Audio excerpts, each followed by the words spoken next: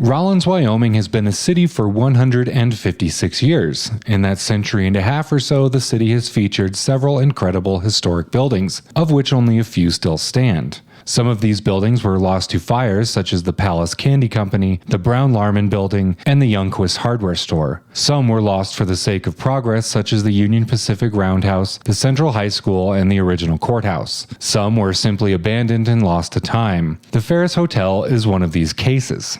In the vacant lot on Buffalo and 4th and Rawlins once stood the Ferris. This hotel was once described by people who spent the night within its walls as the finest hotel in the state. The magnificent hotel was said to have secured Rawlins a status as a full-fledged city. The hotel was named in honor of George Ferris, a distinguished copper miner from the area. Construction on the hotel began in 1901 by the Ferris Hotel Company, composed entirely of Rawlins businessmen. Completed in 1902, it had its lavish grand opening on April 7th. The grand opening was a party for the ages.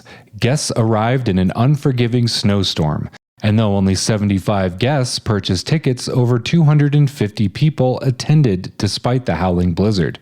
Fortunately, there was more than enough first-class food to go around, such as Columbia River salmon, filet of beef, lobster salad, sweetbread, and New York ice cream. And in fact, there was so much to go around, the feast did not stop until 11:30 that night.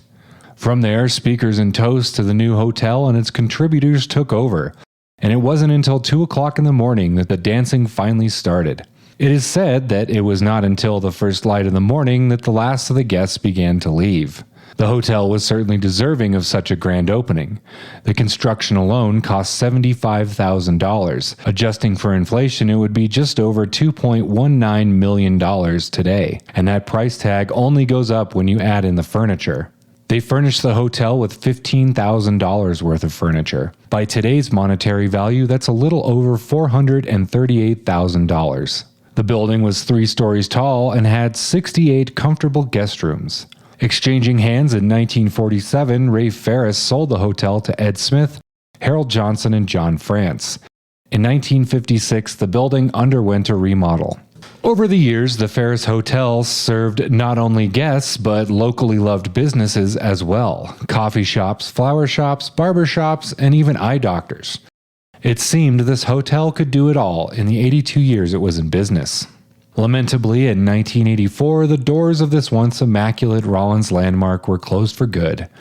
And despite the valiant efforts of DDA director Karen Larson to save the historic building, it was demolished in 1999. The story of the Ferris Hotel is a sad cautionary tale. We need to realize the amazing historic value of our old buildings possess and take steps necessary to save them before they become just another dirt lot, like this once lavish hotel.